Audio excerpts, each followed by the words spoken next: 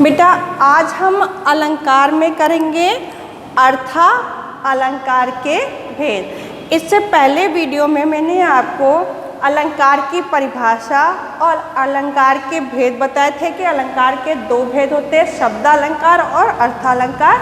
शब्दालंकार के फिर आगे तीन भेद होते हैं, अनुप्रास अलंकार, यमक अलंकार और श्लेष अलंकार। आज हम उसका दूसरा भेद पढ़ेंगे, अर्था अलंकार। अर्थालंकार के 5 भेद होते हैं, उपमा, रूपक, उत्प्रेक्षा, अतिशयोक्ति और मानवीयकरण अलंकार। सबसे पहले आता है उपमा अलंकार। उपमा का अर्थ होता है तुलना अथवा समानता।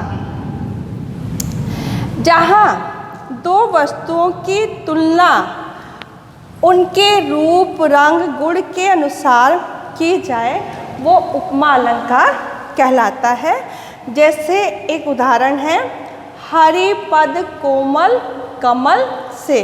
अब यहाँ पर हरि का अर्थ हो गया भगवान, कि भगवान के पैरों की तुलना किससे की है? कमल से। ठीक है, तो उपमा अलंकार का अर्थ होता है तुलना या समानता। जहाँ पर दो वस्तुओं के रूप, रंग, गुण आदि के अनुसार आपस में तुलना की जाती है उसे हम उपमा अलंकार कहते हैं। हरि पद कोमल कमल से, कि हरि भगवान के पैरों की तुलना हमने कमल के फूल से की है।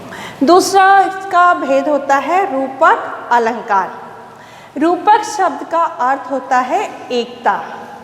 जहाँ उपमेय और उपमान में कोई अंतर नहीं होता, मतलब उपमेय और उपमान में कोई अंतर नहीं होता है, उसे हम रूपक अलंकार कहते हैं। जैसे हस्ती चढ़िए ज्ञान की, सहज दुलीचा डाल।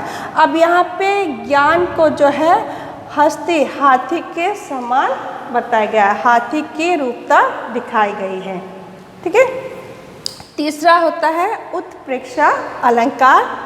उत्प्रेक्षा का अर्थ होता है संभावना, जिसमें हम संभावना व्यक्त करते कि ये काम हो सकता है।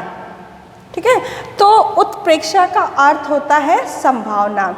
जहाँ पर उपमेय में उपमान की संभावना व्यक्त की जाती है उसे हम उत्प्रेक्षा अलंकार कहते हैं। उत्प्रेक्षा अलंकार में मानो, जनु, मनु, जानो आदि शब्दों का प्रयोग किया जाता है। जैसे चेहरा है मानो झील में हंसता हुआ कमल। अब यहाँ पर चेहरे की संभावना किससे व्यक्त की है? झील में खिले हुए कमल के समान। तो जहाँ पर संभावना व्यक्त होती है या उपमेय में उपमान की संभावना को हम व्यक्त करते हैं उसे हम उत्प्रेक्षा अलंकार कहते हैं। उत्प्रेक्षा अलंकार को हम मानो, जनु, जनो, जानो आदि शब्दों का प्रयोग करके प्रकट करते हैं। इसके बाद इसका चौथा भेद आता है अतिशयोक्ति अलंकार। जहाँ किसी गुण या स्थिति का बढ़ा चढ़ा के वर्णन किया जाता है, जहाँ पर किसी भी गुण या स्थिति का बढ़ा चढ़ा के वर्णन किया जाता है वहाँ पर अतिशयोक्ति अलंकार होता है। जैसे देख लो यह साकेत नगरी गगन से मिलने चली। अब साकेत नगरी अयोध्या जो है वो गगन से मिलने जा रही है, तो यहाँ पर अयोध्या का बढ़ा चढ़ा के वर्णन किया गया है, तो ये जो है आपका अतिशयोक्ति अलंकार कहलाता है। अब हम करेंगे मानवीकरण अलंकार। जहाँ प्रकृति और प्राकृतिक उपादानों में मानवीय चेष्टाओं का आरोप किया जाता है। अर्थात जहाँ पे जो प्राकृतिक चीज़ें होती है उस पर जब मानव जो है अपने विचारों को थोप देता है, आरोपित कर देता है, तो मानवीयकरण अलंकार कहलाता है। जैसे थकी अनमनी धूप मांगती है जल में बाहें, या देखो मेघ आए बड़े बन सवर के सज धज के। तो यहाँ पर मेघों पर जो है मानवीय ने अपनी जो चेष्टाएं हैं उनको आरोपित कर दिया है, तो मानवीकरण अलंकार कहलाते हैं। अब होता है कि उपमा और उत्प्रेक्षा अलंकार में अंतर क्या है, क्योंकि देखने में दोनों एक समान लगते हैं लेकिन दोनों में ही कुछ अंतर होता है। उत्प्रेक्षा अलंकार में उपमेय में उपमान की संभावना को व्यक्त किया जाता है और इसे हम मानो, जनो, जानो आदि शब्दों से प्रकट करते हैं, जैसे मुख मानो जैसे चंद्रमा है।